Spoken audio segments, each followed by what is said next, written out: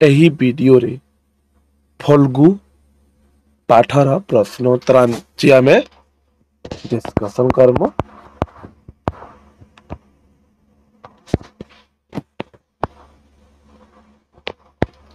ସୁବ୍ରତ କି ଚାକିରି କରନ୍ତି? ସୁବ୍ରତ ଏକ କଲେଜରେ ଅଧ୍ୟାପକ। ସୁବ୍ରତଙ୍କ ସ୍ତ୍ରୀଙ୍କ ନାମ କଣ? ସୁବ୍ରତଙ୍କ ସ୍ତ୍ରୀଙ୍କ ନାମ ପ୍ରୀତି। ପ୍ରୀତି କାନିରେ କି ଜଳଖିଆ ଧରି ଆସିଥିଲା? ପ୍ରୀତି କାନିରେ ତେଲ ପିଆଜ ମିଶା ଚାଉଳ ଭଜା ଜଳଖିଆ ଧରି ଆସିଥିଲେ। କେଉଁ ଜିନିଷ ଭିତରେ ରଖିଦେଇ ଆସେ ବୋଲି ପ୍ରୀତି ସୁବ୍ରତକୁ କହିଲେ?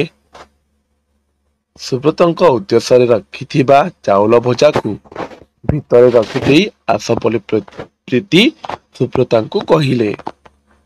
କାରରୁ କିଏ ଓହ୍ଲାଇ ସୁବ୍ରତଙ୍କ ଘରକୁ ଆଡ଼କୁ ଆସିଲେ?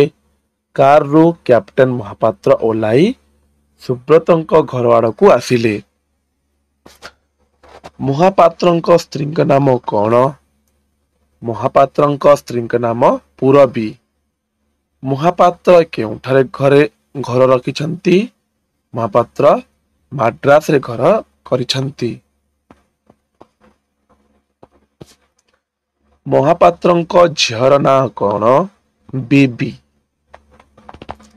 ପିଉସୀଙ୍କ ପାଇଁ କଣ କରିବାକୁ ମହାପାତ୍ର ବେବିଙ୍କୁ କହିଲେ? ପିଉସୀଙ୍କ ପାଇଁ ଗୋଟାଏ ମଗ କଫି କରି ଦେଇ ଆସିବାକୁ ମହାପାତ୍ର ଦେବୀଙ୍କୁ କହିଲେ।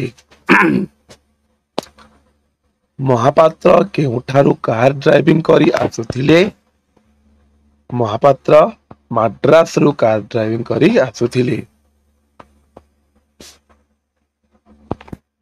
ମାଡ୍ରାସରୁ ରାଉରକେଲା ମହାପାତ୍ର ସାଧାରଣ କେଉଁଥିରେ ଯାଆନ୍ତି?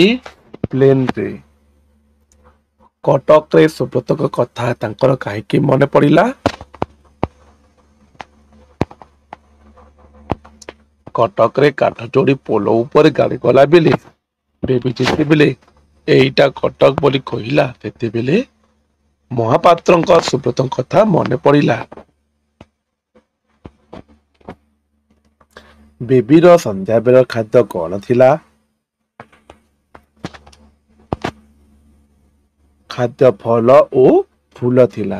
ଏହା ବ୍ୟତୀତ କିଛି ଖାଉ ନଥିଲା। ଭାରି କ୍ଷଣ ରାଗି ଠିକ୍ ତା ବୋଉ ପରି ଏକଥା କିଏ କହିଛନ୍ତି? ଏକଥା ମହାପାତ୍ର ଝିଅ ବେବି ଉଦ୍ଦେଶ୍ୟରେ କହିଛନ୍ତି। ସେ ପଡ଼ିଲା ବେଳେ ମୁଁ ହୁଏତ ରାସ୍ତା ତିଆରି କରି ପୋଲ ତିଆରି କଥା ଭାବୁଥାଏ, କିନ୍ତୁ ମୁଁ ମାରିବାରେ ଭୁଲ ହୁଏ ନା। ମୋର ଏ ଉକ୍ତିରେ ସେ କାହା ପାଇଁ ଉଦ୍ଦିଷ୍ଟ ଅଛି?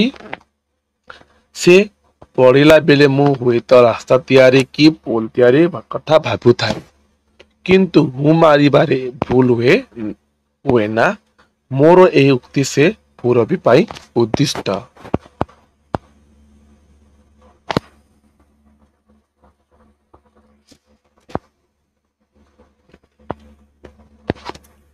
ପୂରବୀ କାହା ଆଗରେ ବହିଟିକୁ ଟିକିନି କରି ପଢ଼ନ୍ତି?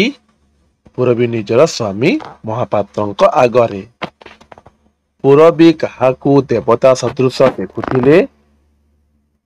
ପୂରବୀ ସୁବ୍ରତଙ୍କୁ।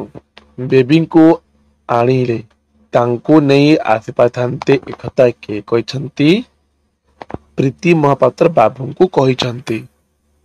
କିଏ ମାଡ୍ରାସର ଗୋଟେ କାର ଆକ୍ସିଡେଣ୍ଟରେ ମୃତ୍ୟୁବରଣ କରିଥିଲେ? ପୂରବୀ ମାଡ୍ରାସରେ ଗୋଟେ କାର ଆକ୍ସିଡେଣ୍ଟରେ ମୃତ୍ୟୁବରଣ କରିଥିଲେ। ସୁବ୍ରତଙ୍କୁ କି ଖବର ଦେବା ପାଇଁ ପୂରବୀ ମହାପାତ୍ରଙ୍କୁ କହିଥିଲେ?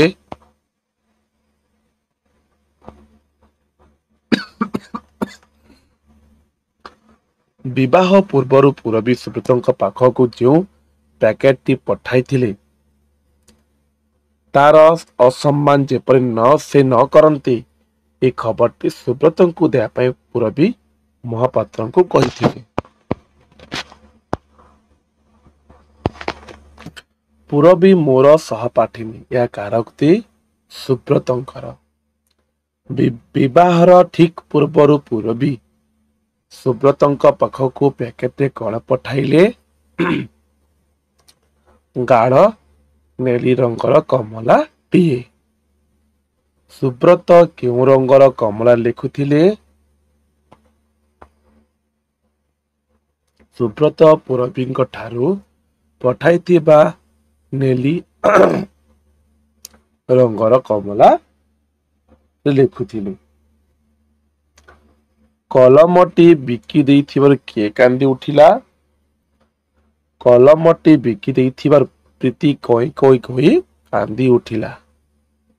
ଘନଶ୍ୟାମ ବାବୁଙ୍କ ସ୍ତ୍ରୀଙ୍କୁ କଣ ଦେବାକୁ ପ୍ରୀତି କହିଲେ? ଘନଶ୍ୟାମ ବାବୁଙ୍କୁ ସ୍ତ୍ରୀଙ୍କୁ ପଟେ କାଚ ବନ୍ଧା ରଖି 10 ଟଙ୍କା ଦେବାକୁ ପ୍ରୀତି କହିଲେ। ଏଇଟା ହେଲା ଫଲ୍ଗୁର ଫଲ୍ଗୁ ପାଠର ପ୍ରଶ୍ନ ଉତ୍ତର।